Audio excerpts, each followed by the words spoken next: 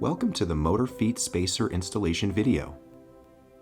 In some V01 series motor applications, space available to access motor mounting bolts is limited. Installing the provided feet spacers greatly increases wrench access. Before removing the foot, note which end of the foot is toward the shaft end of the motor. Using a 5mm hex wrench, remove the existing motor feet bolts.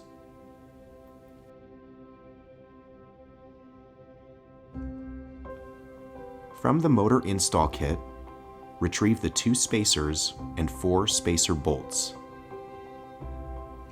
Because the motor feet are not identical, they are identified as left and right.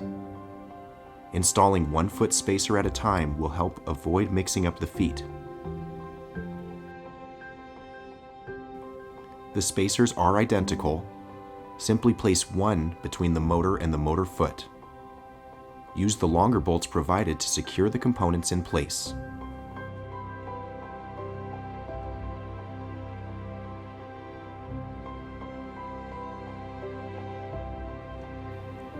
The process repeats for the other foot.